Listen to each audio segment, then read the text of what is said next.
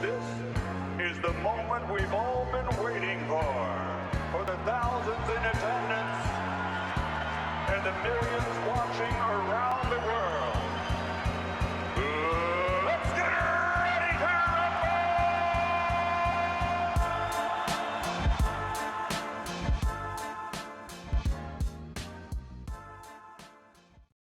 Welcome to the Junkyard Pod. Today we have another NBA draft episode where we will be going over 4 more prospects for the Cleveland Cavaliers to consider, as well as whether or not it makes sense for the Cavs to trade up in this draft and target one of the higher quality prospects. Joining me today for all of this is my co-host Corey Walsh, alongside a special guest, James of the Everything Cavaliers podcast / Twitter page. James, thank you for joining us today. How are you doing? Thank you, Tony. I'm really excited to be here to join you guys to talk about this draft a little more. You know, people say it's not great, but I think there are some hidden gems here that we can talk about. Yeah, I agree. I mean, we were saying before we started recording, it's not a bad draft to be at 20. I think there's some interesting prospects here who are worth taking a swing on. And so I'm looking forward to having this discussion with you because I know that you did a great thread on Twitter of a bunch of different NBA draft prospects. So I will have that link in the description for anyone who wants to check it out. I highly recommend it if you want to be more familiar and get a deeper look at a number of different guys. And before we get started today, let me just say, if you enjoy this show, the Junkyard Pod, please consider hitting subscribe and dropping a like. Those 2 things go a long way toward helping the channel, and it is very much appreciated. We have more videos in the pipeline coming soon, and I have an entire series that I've been releasing called What's Next, featuring guests like Justin Rowan, Q and Kolb, and the Fear the Fro podcast. So again, feel free to check those out if you enjoyed today's show. And let's get into today's episode, starting with someone who I just want to say I'm firmly planting my flag on DaRon Holmes Island. I have become a big fan of Holmes over the last few weeks. And so I want to start by asking James, what are your thoughts on DaRon Holmes as a player, his ceiling, and how he would fit in Cleveland? Right. So again, I really like DaRon as well. Maybe not quite as high as you, but we can discuss that. The thing I love most about DaRon is how hot his motor runs all the time, always creating extra possessions. He's honestly a complete ass kicker and one of like the few in this class. He's always trying to tear the rim off. He had 73 dunks on the year, 60 in the half court, which is pretty impressive. He's versatile on both ends, I think. On defense, active hands, which really helps him in passing lanes when he's in drop. I don't think he'll play that too often in the NBA, but when he has to, he's active there. Can move his feet on the perimeter if he's asked to switch onto perimeter players. I don't think he's going to be a full-time switch big, but you don't feel necessarily bad if he's out there. Solid rim protector as well, 2.1 blocks per game, 7.2 block percentage.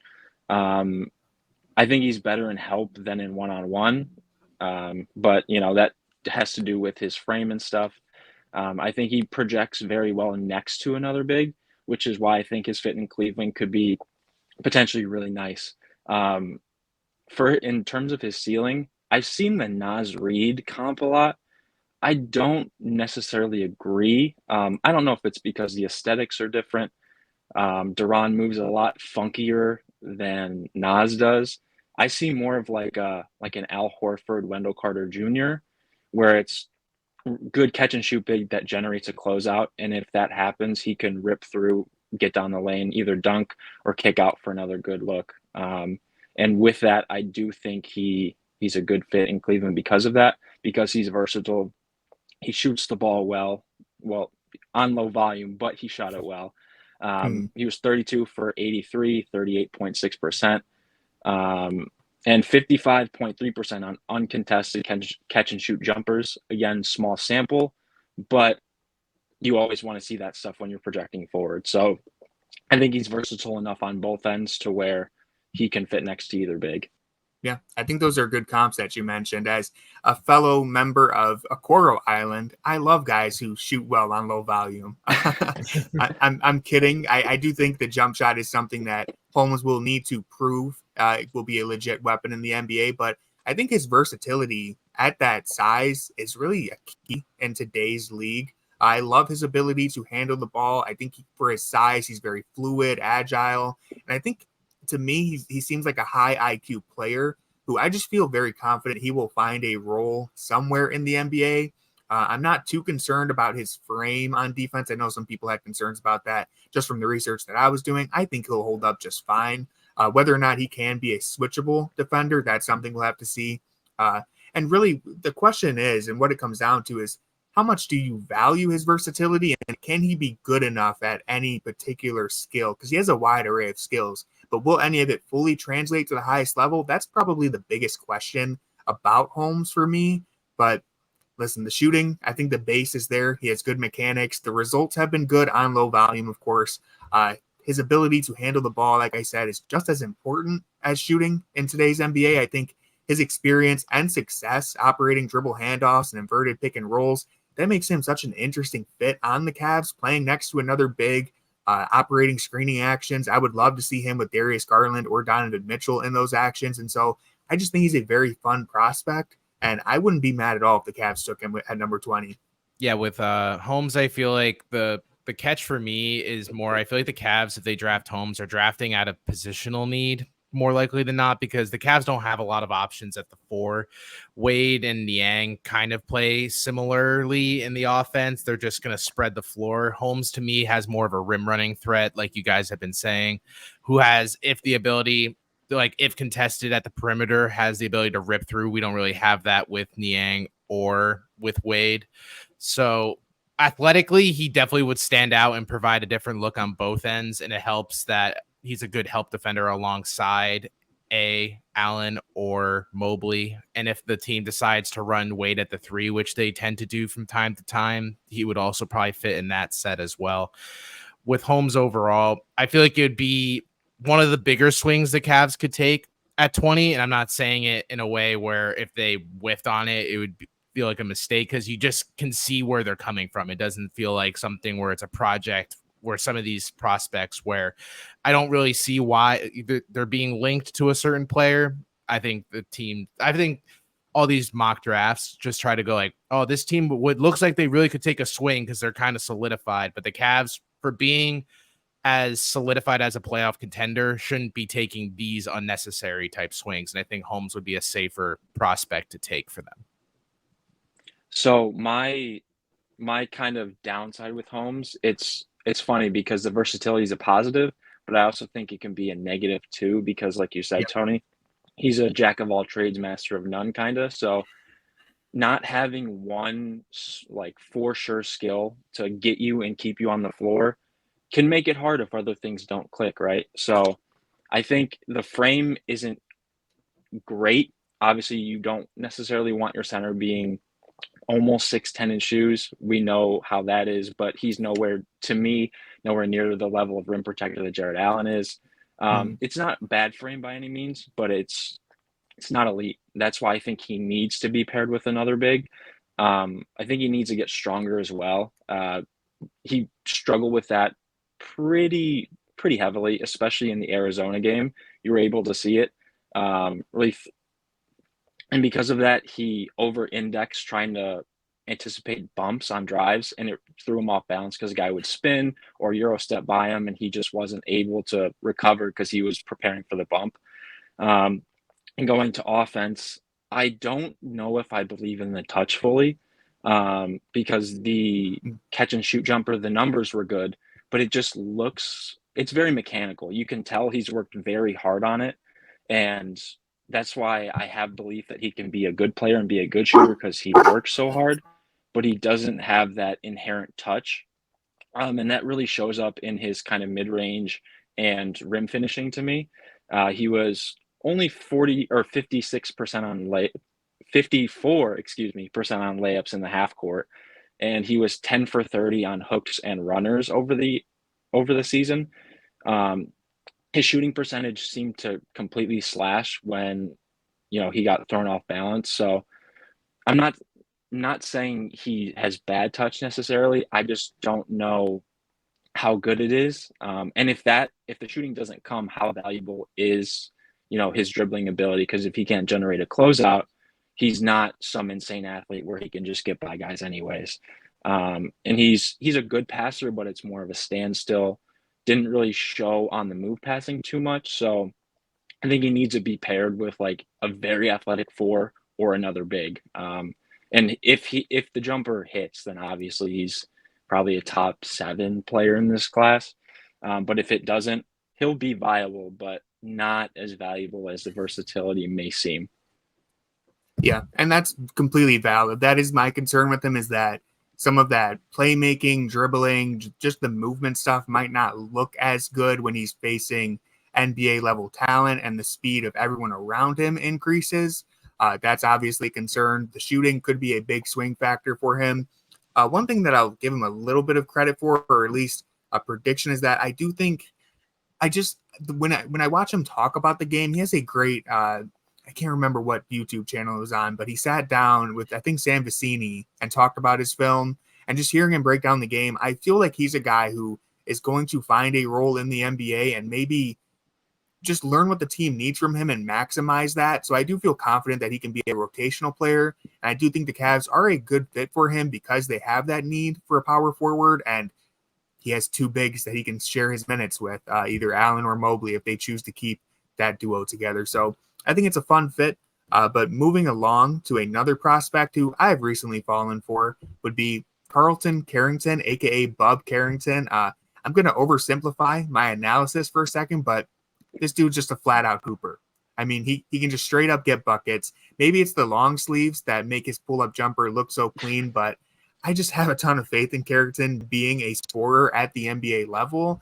And so let's start with Corey this time. Do you like Bub as a prospect, and do you think the Cavs have a place for him in their rotation? So for the draft profiles I've been doing for Fear of the Sword, Carrington was the first prospect I looked at, and it was one of those things where you're watching him, you're like, I feel like I like this guy a little too much right now, just because he's the first guy I watched. Right. So I'm like, I'll go look at some other prospects and then come back. And I still say that Carrington ranks amongst the top for me in terms of the Cavaliers, because it just is, the game seems so translatable to the NBA, and he already has like his chart of skills. His jumper is by far the best thing I feel like he brings to the table, but he also can flash in other aspects as well. He also had, at his time at Pittsburgh, shared a lot. He was the shooting guard, quote unquote, but really a lot of the sets kind of started with him. His running mate and him kind of split the ball evenly, but the starts and games and ends of games usually ended with Carrington getting most of the touches to start.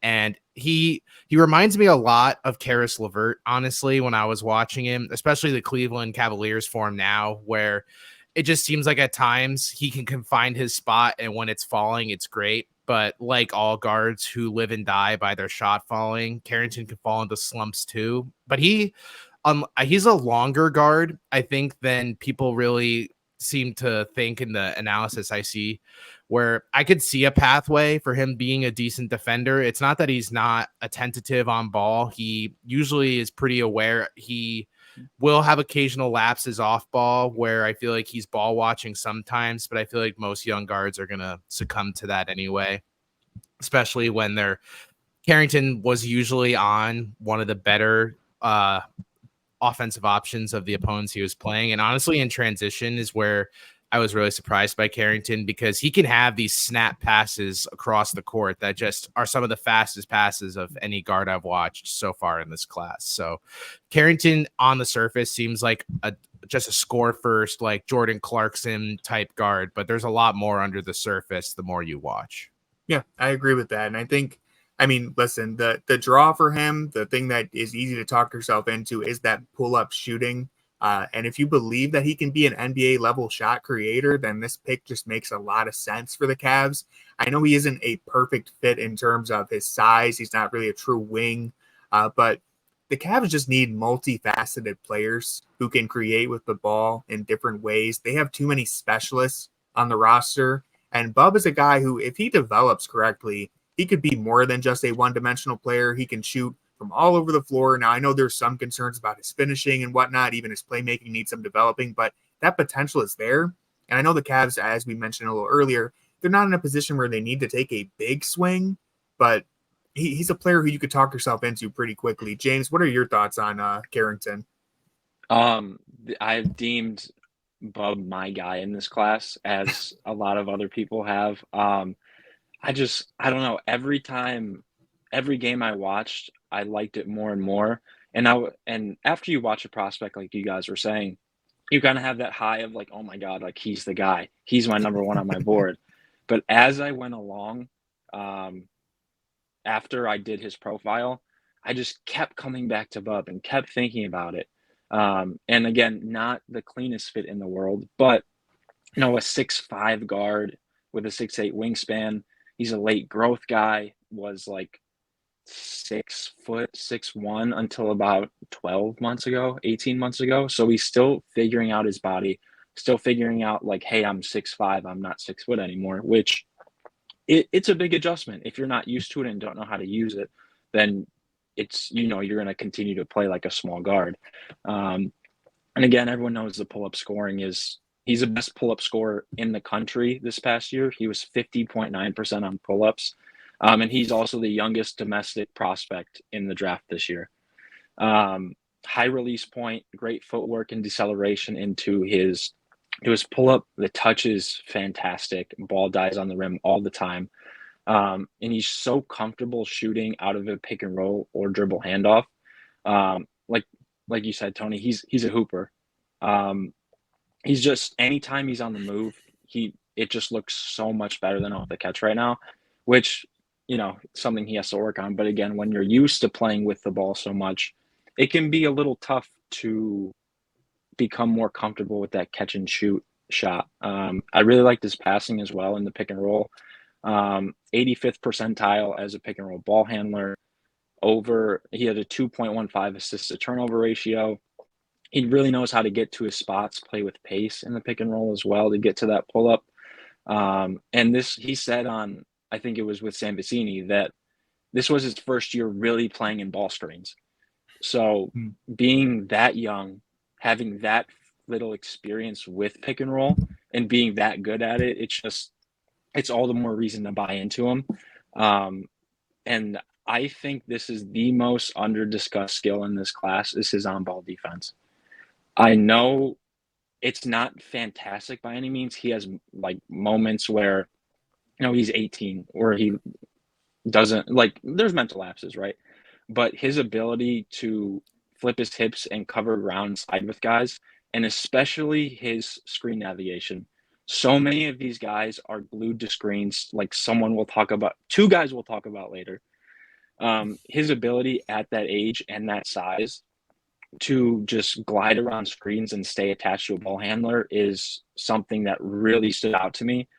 And I just buy it, man. I just buy it. I like pretty much everything that Bub shows. The thing with Bub too is like his passes just come out with such velocity, and more times than not, unlike some guards in this class that I've just found to get more angry with every attempt, like his passes just can be on a string. Like he has a real knack with his like quick twitch type movement. The reason I comp him to LeVert so much is because they both share this like herky jerky dribbling style where it's not like he's beating you with like finesse. It's more just like quick twitch athleticism to get to his spots, especially when he does that mid-range pull up. He usually finds a way to create space when it doesn't really seem like it's there. And like you were saying, it's that shot when he can get it off, especially like off the dribble, it's so fluid. They ran so many sets for him at Pittsburgh off the inbound where he would just take it off a ball screen, had such open space, and it looked like an NBA quality shot every single time. And the only fears I really have for Carrington, besides the poor finishing really around the rim, especially if he's forced to go to his left, he doesn't seem to really handle that well. But also, you don't want it to be a case where he gets into the league and if he falls in love with that mid-range, teams might fall out of love with the fact that that's the shot he's kind of leaning towards. And in Pittsburgh, that definitely was his bread and butter, was that range. His three would kind of come and go. He picked it up more as the season went along. That shot started to fall more. And you just hope that it's hard as a Cavs fan because I don't feel like that's the best team for him to go to, especially because the Cavs definitely need like a true point guard to come off their bench. They need to find a Craig Porter Jr. upgrade, in my opinion. And I think Bub Carrington, while being a valuable guard in the room for them, as long as Karis LeVert's there, I feel like they kind of cancel each other out right now.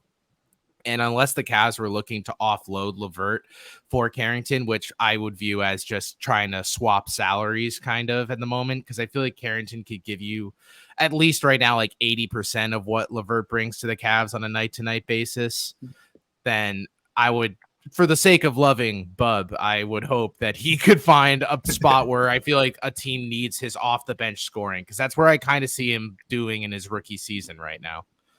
Yeah, well, hey, if he falls in love with the mid-range shot, then he truly will become the next Karis LeVert. I'll push back just a little bit, too, because I am low on Karis. I don't know if Bub can come into the league and give you 80% of Karis right now. Karis is a very good player, but I do get the general points you were making, and I agree. Yeah. I have two questions for Carrington, and they kind of tie together, and it's how much upside do you really believe he has as a shot creator? Because that obviously determines how high you are on him. Now I'm pretty high on him, so I think he has a lot of upside in that regard. But the other question is how quickly can he contribute? How quickly can he put all that together? James mentioned he's 18 years old. He's one of the youngest players in this draft. He was born the same year as the Xbox 360 release, which makes me feel ancient. And so his timeline, especially for a team like the Cavs, it's a little conflicting. But to be honest, if Carrington develops into a productive player, even if it's 4 years down the line, that's still a victory with the 20th pick in the draft. I don't think we need to focus too much on whether or not he can enter the lineup and contribute from day one. And maybe he can. I'm not ruling that out. I'm just saying for this, because there is the argument of, do you take an older prospect like maybe Tristan Da Silva, or do you take a younger guy with some upside? And I think it's okay if the Cavs select a player who needs time to develop, especially if you are one of those people who believe he can be an NBA level shot creator. Then it makes a lot of sense. That's my biggest thing where, his fit right now isn't totally clear, but his rookie season, he's going to be 19 the entire year. You have bench guards for now, but again, Karis wasn't very good in the playoffs. Any shooting percentage, he was the lowest. He's 30, contracts coming up. CPJ, he's good and we all like him. But I don't think that should stop you from finding a jumbo creator or jumbo guard creator for that. And we just don't know with Ty Jerome, right? Like we all, in theory, he works, but we didn't see him. So we can like these guys, but we also have to have like a bigger scope of things where sure, he might not contribute for the first half of the season, but if we run into injury problems pretty much every year, so say by the time the calendar turns or at the All-Star break, can he come in as a third or fourth guard and give us, 12 to 15 minutes to playing with Mitchell or Garland and give us extra juice off the bench? Because I'm tired of specialists, like Tony said. I'm tired of one-dimensional players. If you want to reach the heights you're going to, you need guys that can put the ball on the deck and make stuff happen. And Bub can do that already. And I don't know what his ceiling is, but I would be really annoyed to let another team find out if he's available. Yeah. It really, on the topic of the Cavs having too many specialists, it shouldn't be a moment of surprise every time we see Max Strus or Okoro run a pick and roll. We shouldn't be like, oh my God, someone other than Garland and Mitchell's handling the ball. This is crazy. Like that should just be standard for an NBA team to have multiple guys who can do that. So if Carrington, if you believe in him, which I do, then it's worth taking a chance on that. But moving into our next prospect, and one who maybe I think some of those concerns for me fall into the specialist category. I've gone back and forth on this guy. I still feel relatively positive, but he's just not my top prospect on the board. I would rather have a couple different guys, but that would be Johnny Furphy. Now he's a player who fits the archetype of what the Cavs need, which is kind of a lanky wing who can shoot, but there are some gaps in his game. So James, where do you stand on Furphy as an NBA player, and do you like his fit in Cleveland? I don't love Johnny Furphy, but his fit makes sense. If the front office really wants, like if they're positionally focused, he's actually a small forward. That's kind of the draw. Actually a small forward, explosive open court athlete, plays hard. He's good in transition, was 1.29 points per possession in transition. The shot looks good. I expect it to translate in the NBA. Most of his misses are good misses too. They're not spraying all over the floor. They're normally long or short. He shot 44.2% on uncontested catch and shoot jumpers this past year. So again, shot looks good. The percentage doesn't necessarily show it was great, but I buy him being a shooter at the next level. And honestly, the rim finishing numbers surprised me a little bit because they were really good. He was 74.2% at the rim and 70.6% on layups, 65.2% in the half court. He's, again, 6'8" in shoes, good athlete vertically, and he attacks the rim hard. So, again, that stuff just matters at the end of the day. More of a connective passer. He's not going to run ball screens for you or anything, but he can come off a DHO, one dribble, kick, make the right pass, and relocate. And the defense against non-creators should be fine. I don't like the defense, but again, he's 6'9" and a pretty good athlete. So there's a certain floor to him that I don't think he's going to be an absolute disaster, especially in the regular season. Yeah, I feel like the comps for him and Grady Dick are just lazy. Overall, I've seen that being floated around. They're like, guy from Kansas can shoot threes. He's white. That's crazy. We're getting Grady Dick all over again. With Furphy, my biggest issue with him is his cold stretch he suffered once he kind of earned the starting role in Kansas. He went through a awful stretch for like, I think 10 or so games. He shot like 26% from three in those games.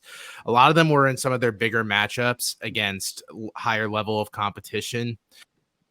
So I think but then he picked it up more as the season came along. He really got hot towards the end of the season. I think with him, his biggest issue is confidence. And it seems like his confidence comes when he knows that the light is kind of shined brighter on him than normal.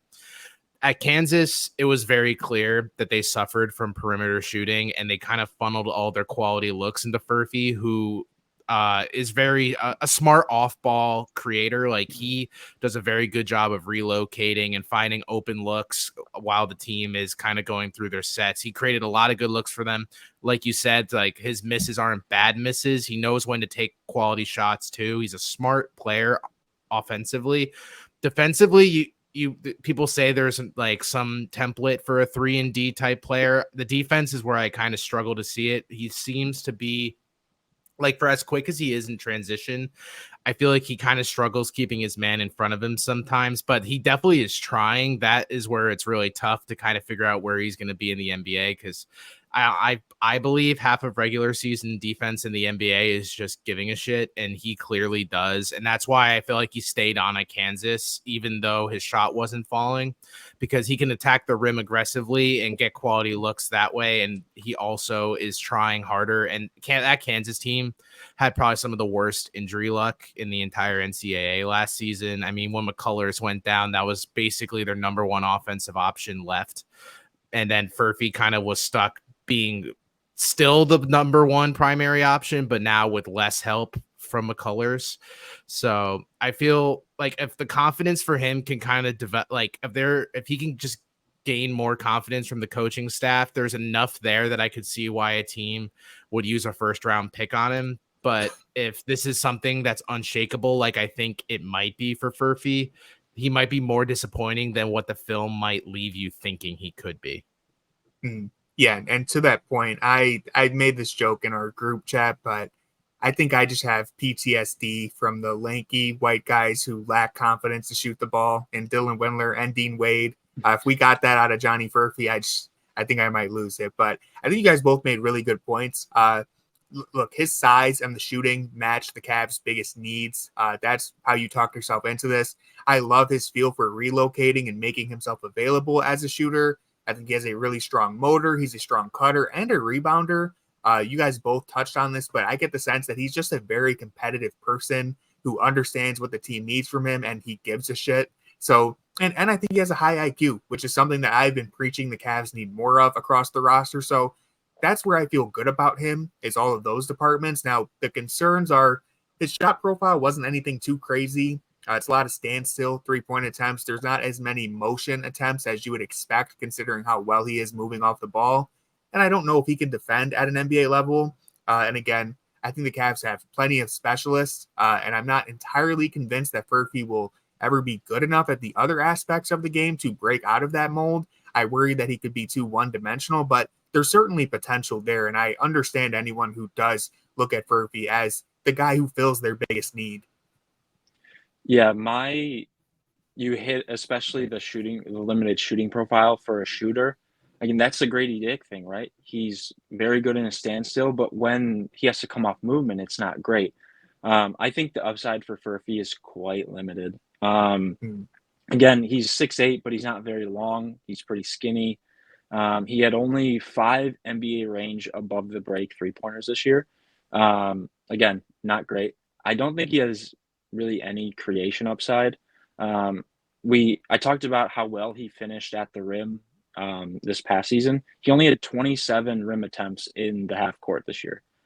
So, and all of them were, well, not all of them, most of them were off a DHO, one dribble to the rim. There was very few creative attempts at the rim.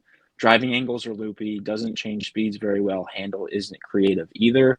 Again, I don't want any more specialists really.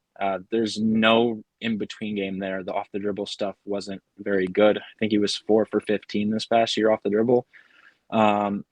He gets clipped by every screen. I don't know if he has a magnet in his pocket or something, but I swear he gets rocked by every screen and can't detach himself. And he'll really struggle against creators in the NBA because his hips open so slowly to me. It's weird to see a guy so good vertically but not good horizontally. It's like when a guy tries to dip by him, his controller disconnects and he can't open up and continue to go with the guy. He's not some event defender either. 2.1 steal rate, 1.6 block rate. It's fine, but it doesn't make up for it enough to make up for the on-ball stuff for me. No, I agree. And I mean, look, if Furphy's available and you're taking a guy with a relatively low ceiling, it seems like, then at that point, I would rather go after players like De Silva or Tyson. Like if they're also available, I would just rather do that because, again, that versatility, being able to create off the dribble is something that I think is going to be very important for this Cavs team and trying to restructure this roster any way they can. So, yeah, I think we pretty much summarized how I feel about Johnny Furphy. Moving into our final prospect of the day is Jacoby Walter. And now, Corey, I'm pretty sure you like Walter as a prospect, so let us know what you like about his game. Walter, for me, is offensively, he would add something different to the small forward room for the Cavs. I feel like he can generate quality looks, but so it's like I kind of know that the shot's going to be there for Walter, but the issue is I struggle seeing like he needs a lot of help to get to these looks because in his time at Baylor, his athleticism feels like it's constantly like a little behind everyone else, but he can make up for it with his mechanics and the way he dribbles. But it's like a catch-22 where it's like the shot's going to be really good for him, but I don't know if in the NBA, I think defenders can easily stay with him, and he's going to really have to work to improve getting his handle a lot tighter. I think it's kind of what a similar I saw to Kaishan George, where the minute he starts dribbling, it's like you kind of lean forward being like, where is this going to go? Because it just seems like it could go in 9 different directions. It seems like he could dribble it off of his foot. He could lose. He could make a good first move and then recover it, but only to like lose it on his recovery to waste what would have been an open look for him. Defensively, he's also kind of perplexing to me because like Furphy, it's clear he cares, but because of that lack of athleticism I mentioned earlier, I feel like he struggles to stay with his man more than a guy who cares that much should. And I feel like he'll get targeted more often than not. And he's being also labeled as a 3-and-D guy, but I kind of struggle seeing the defensive side of it. So maybe I think offensively, I kind of see it. Defensively is where I'm lost, but I leave, especially in this draft and where the Cavs are going to go positionally, like I kind of fear they're going to. I could see them talking themselves into Walter, and I probably would prefer Walter over Furphy because I feel like there's more offensively there than what Furphy provides. Yeah, I agree with that, especially just in the shot profile. Just from what I was looking at least, I I think Walter pops as an off-ball scoring threat. I think he's good moving off screens, and is that ability to knock down tough shots and moving shots is what I thought I saw as well. So I think he's just a pure shooter all around. Again, worried about the shot creation, his playmaking. I don't know if he can break down an NBA level defender with his dribble. And if that ends up being true, that would put a hard cap on his potential ceiling. But although he might not develop into a well-rounded player, the shooting is what would be worth taking a chance on if you're talking yourself into him. James, where do you stand on Walter? I am a little lower on Walter, I think, than both of you guys. Again, the cell is a shot, like you guys talked about. 72nd percentile in unguarded catch and shoot jumpers. What I like is the attempts are difficult, and he's taking them with confidence. They are NBA level shots, even though they didn't go in maybe as much as you wanted. But the willingness to let it fly with the guy flying at him or him running off a screen is really impressive to me, and I think that's something that's translatable going forward. But I kind of think that's where the offense stops. I don't really buy him. I don't buy the handle very much. I didn't really like it.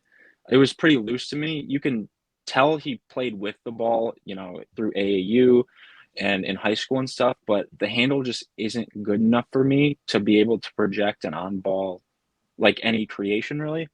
He shot 29.4% on dribble jumpers this past year.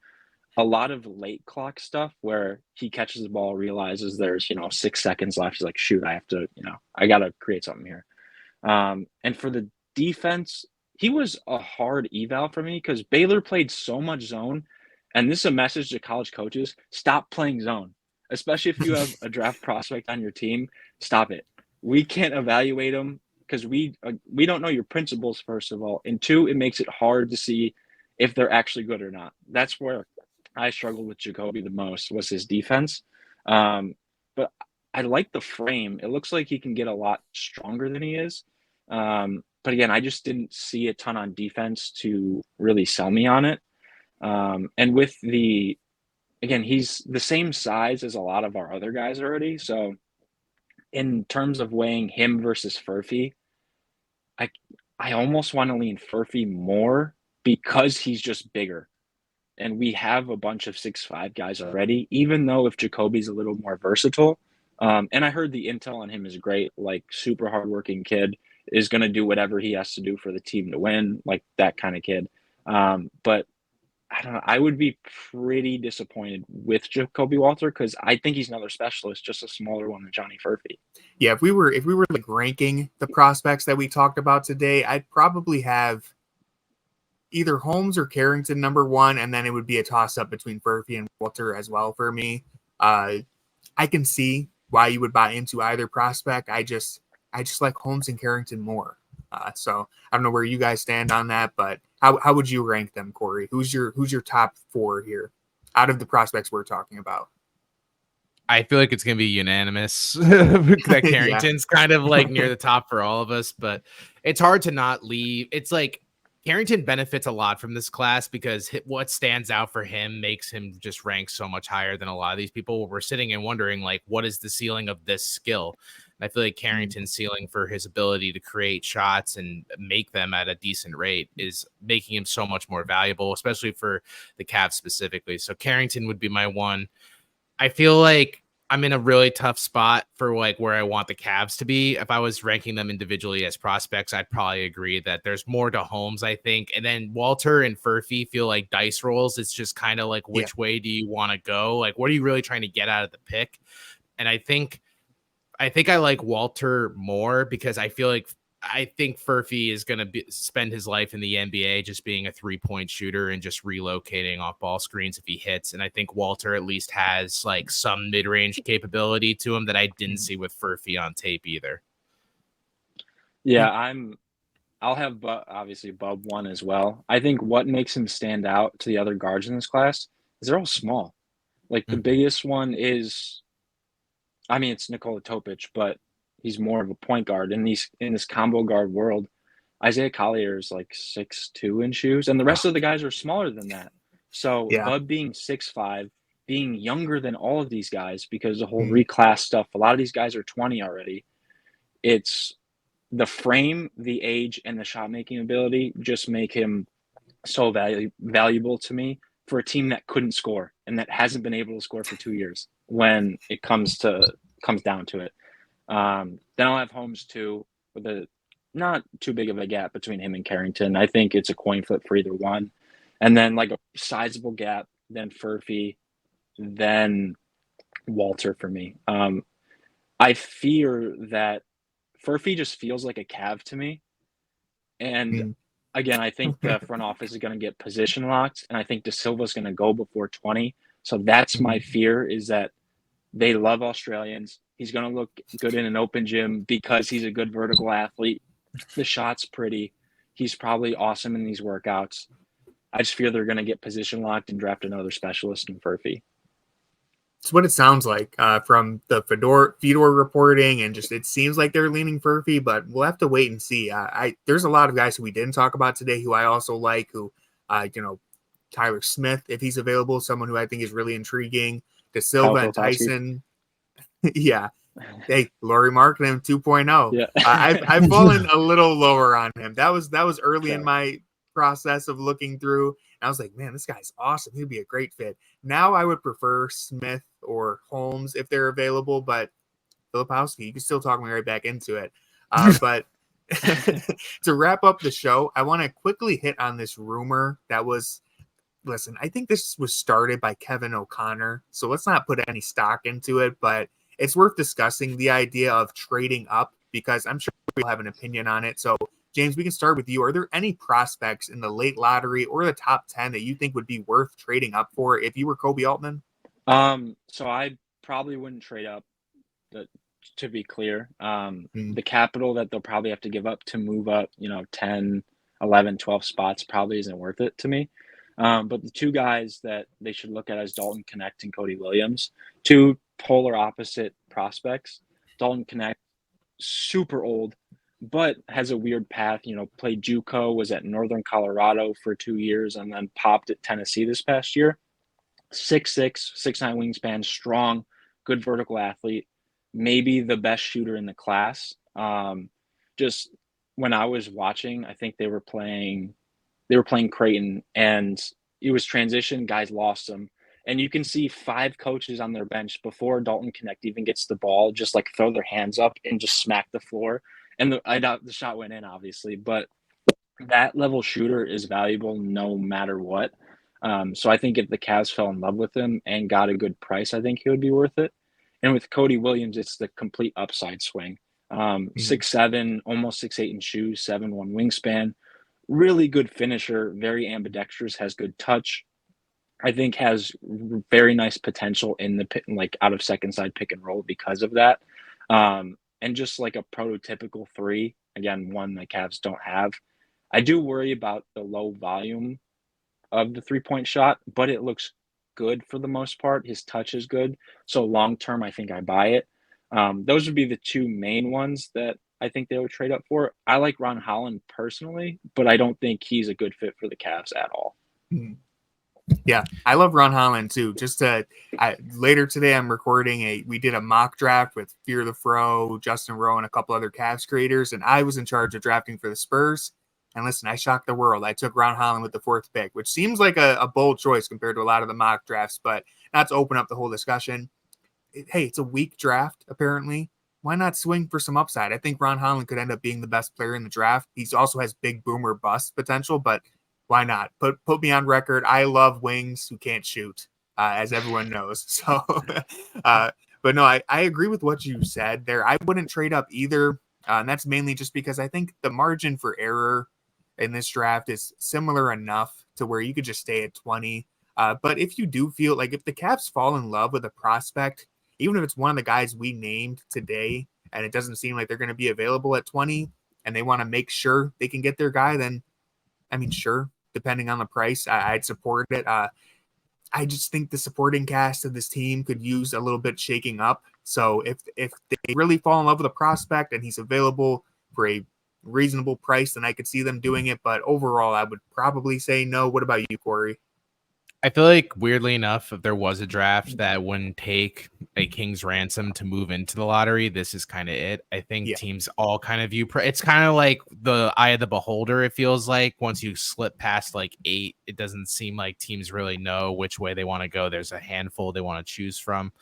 So if the Cavs, like you guys are saying, really value someone, I also don't think, I know Kevin O'Connor said lottery. I wouldn't be surprised if they trade up a few spots for a Tristan da Silva type, because I don't feel like that would cost a lot. And if they really want a player that they feel like is rotation ready, like many believe da Silva to be, then I feel like da Silva would be the move for them. I would love if they went for a connect, but at the same time, like, to move into like where I feel like I've seen projections of him going like top 8 on it. I feel like teams are just buying heavily into that 3-point shooting, because that's why Reed Shepherd's even expected, I feel like, to go within like the top 3 or 5 because of that NBA level shooting range. It's just like, if you know it, you see it on the tape, teams are just going to buy that because it's a guaranteed skill. And if they could get a player like Connect for a reasonable price, something that we don't look down the road being like, can't believe we got our 8th man for like a future first round pick, which is what all teams are really gunning for, then that'd be great. But I don't really see a situation in which they could even really have the assets to move into that spot. Yeah, I agree. And I just think with the way this draft is shaping up, they'd have to really fall in love with someone for me to be like, yeah, let's do it. But of course, I don't have the intel that they have. So that's going to do it for this episode of the Junkyard Pod. I want to say thank you again to James for helping us break down these prospects. This was a great episode. You brought a lot of good insight. I'd encourage everyone to check out his Twitter thread for a deeper look into some prospects that we didn't even talk about today. So, and as for this show, if you enjoyed this episode, please consider hitting subscribe and leave a comment on which prospect has caught your attention. I would love to know what you guys are thinking, so please let me know. And with all that being said, go Cavs.